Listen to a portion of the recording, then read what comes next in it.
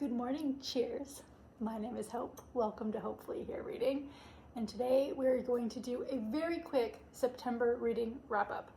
I say quick because a lot of the books I read in September were the Booker Prize books, and I just put out an entire video on those, so I'm not even going to talk about them. If you want to know what I thought about the Booker Prize books, that is where you're going to want to go. However, I did read, I believe, 15 books in September, so there are still a few to talk about. And outside of the Booker books, I had a really great reading month, and there are actually, I wasn't going to do a wrap up, I don't always do them, but there were just some really great books on this list that I had read, and I wanted to talk about them, so I figured, why not? Let us start though with a sip of le café. Yum. And then let's get into the books. We're going to do the ones that I actually have physically in front of me, and then I'm going to go to my story graph and see which ones I read but don't have any longer. I think there are only 2 others outside of this stack in front of me. We have The Satisfaction Cafe by Kathy Wong. I enjoyed this book. You're following a woman named Joan, and she comes over to America, and she's living in California going to school, and she kind of starts, I don't know, she has a couple of experiences that were, I would say, a little unexpected at the beginning of this book. And you know from the premise that the point is that she wants to open a cafe, the Satisfaction Cafe. And so I think I was expecting the book to really revolve around that as the main plot point, and it doesn't. It kind of really builds up to this cafe, and then what goes on when that gets going.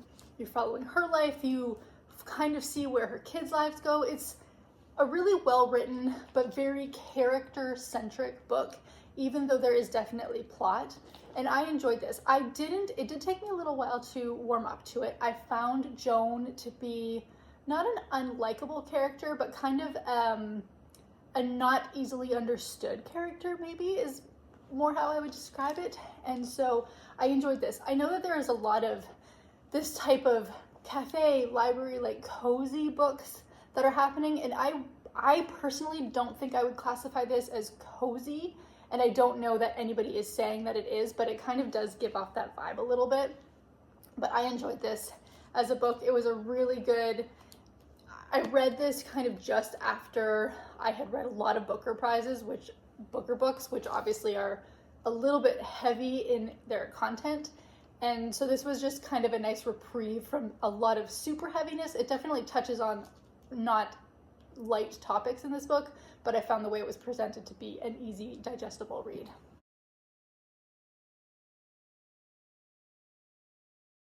Now this book, I heard somebody talking about it somewhere because I have never heard of this girl before. This is a nonfiction, it's a memoir, and it is The House of My Mother by Sherry Frank.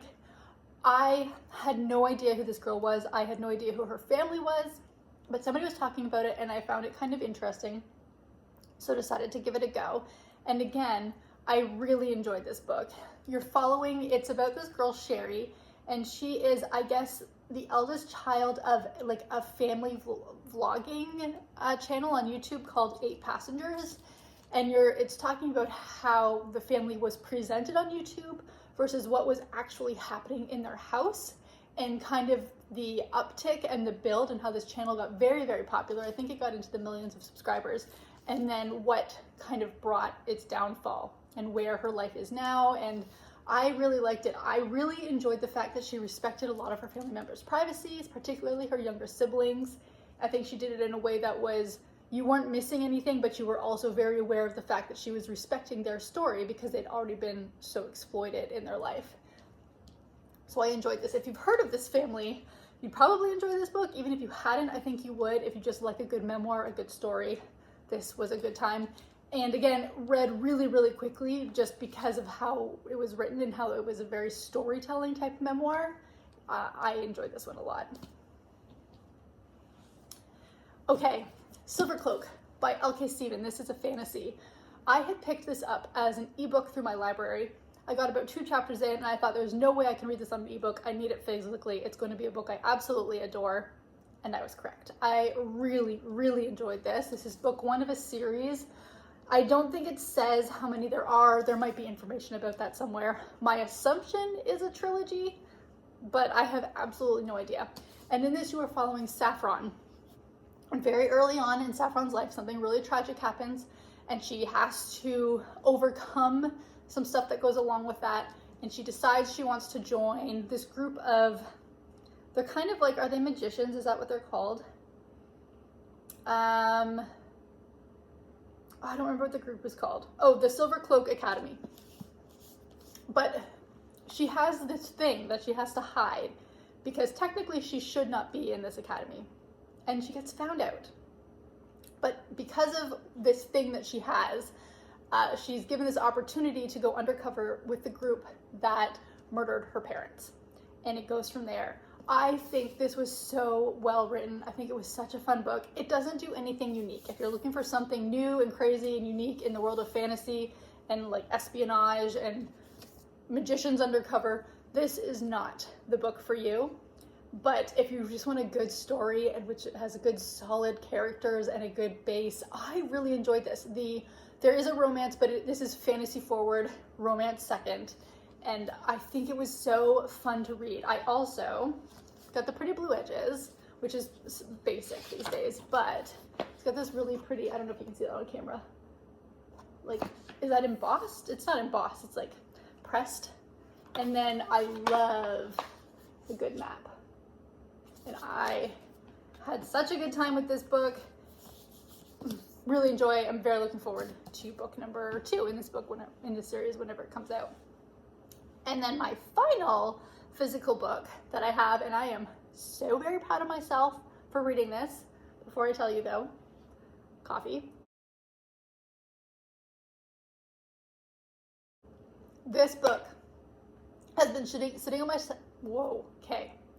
This book has been sitting on my shelves for so long, staring me down, and I finally got to A Day of Fallen Night by Samantha Shannon. I loved this. I liked this more than Priory of the Orange Tree, and I liked it a lot more than Priory of the Orange Tree.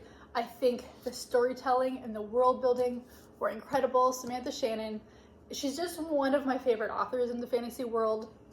I love the way she tells a story. I like the history that she puts into her books. And these ones are massive because they're standalones, and she just knows how to create a world and create characters and get you intrigued. And in this one, you are following 3 main women, but I believe you get 3 women and a man. I think there are 4 perspectives that you're following, which in a book this size, I think is good. And they are so unique that you can definitely keep them apart. And you know through this whole book that all these storylines are going to kind of converge in one big moment. And that's what it does, because the big baddie is coming back and they're trying to stop him. And I just really, really loved it. I love a good big book that keeps you absolutely enthralled, and this one did. I enjoyed every second of this book, and I think that if you enjoy Samantha Shannon, if you enjoy just a big, epic fantasy world, this series is so good. It's the Roots of Chaos series, I believe is what it's called. And I am so very thrilled to have finally gotten this one checked off my list, because it's a pretty book that I want on my shelf, but I want it to proudly be there because I have completed it, and I had an incredible time with this book. Also, I mean, there are talking dragons, so like, speak my love language a little louder, please. Those were the physical books. So now, let's go to La Storygraph and see which ones I'm missing. Oh, this book, Heart the Lover by Lily King. I was very fortunate. I got an advanced reader copy of this. I loved this book so much.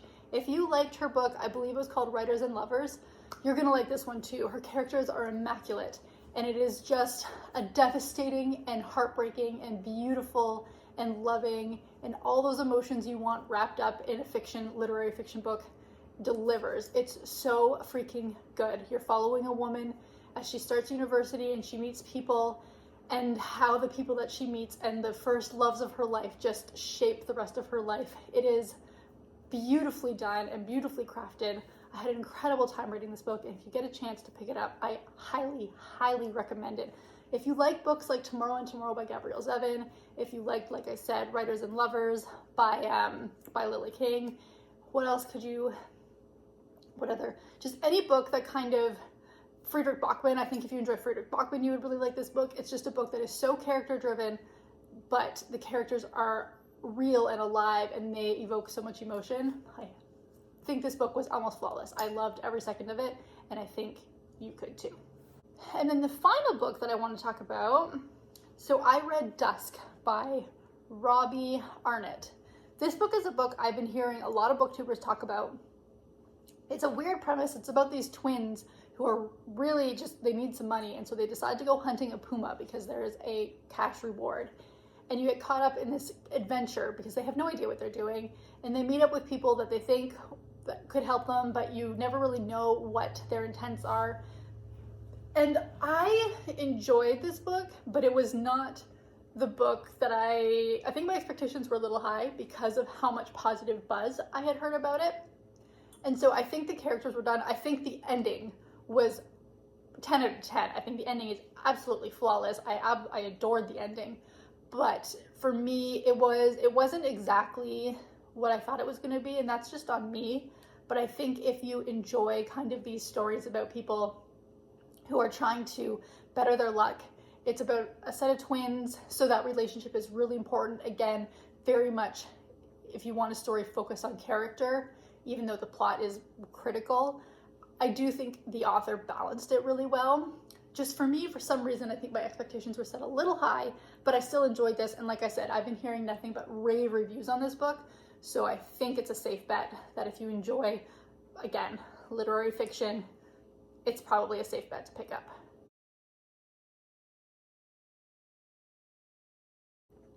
So those are the books that I read in September that I absolutely adored. I think most of these books I liked more than a lot of the Booker Prize books, but as you saw in my Booker Prize, I didn't have a terrible time with them. None of them were 5-star standouts, where a few of these books I absolutely adored and can't wait to continue the series, or we'll read them, that sort of thing. So let's very, very quickly talk about some of the books that are on the TBR for October, because I have a loose idea of what I want to read in October, but nowhere near, I don't think, what I will actually read. We have Junie by Erin Crosby Erskine, and this is it's a fiction book, but I believe this girl can communicate with ghosts or something like that, and it just kind of seemed like it had the right vibes for this time of year, and I've been seeing this in a couple of places, so I decided to pick it up and give it a chance. My historical fiction, I've been enjoying historical fiction a lot this year, but I've been reading a lot of kind of British historical fiction, so wanted to give this guy a go. Because here's what prompted this. I read A Day of Fallen Night because I bought Among the Burning Flowers, which is book 3 in this series, and it is a tiny little guy, and I thought I want to read this so bad. And typically in this series, you don't need to read them in order. It's just something I prefer to do. So got Among the Burning Flowers by Samantha Shannon. Again, really pretty little, can I see this? I have barely even opened it. The end papers. And then this one, so this sees the awakening of fire-breathing dragons and the first sparks of danger that threaten to consume the world. So we are we're back into this world, and I am excited about it. Also, this was a nostalgia purchase, and it's one that I've known has been coming up for a while. So I've known for a while that I was going to be making this purchase, and that is the Twilight box set. Now, listen. When Twilight came out, that was a long time ago. I was at a very different point in my life, and I love them. I raced through them. I started reading them when book 4 came out, so fortunately I never had to wait. For some reason, I hadn't heard of them until Breaking Dawn came out, and then I gobbled them up in like a week. And so when I saw this pretty box set, because I've gotten rid of my original Twilights, obviously they got culled as the moves over the years have happened. And so I am doing a reread with some people that I work with. And Twilight, we have just finished. It is so bad it's good. I loved every second of it, but as an adult reading this, I'm like, girl, the people you are attracted to, there could be some problems. And so I think New Moon is on the list for the rest of sometime this month, possibly Eclipse.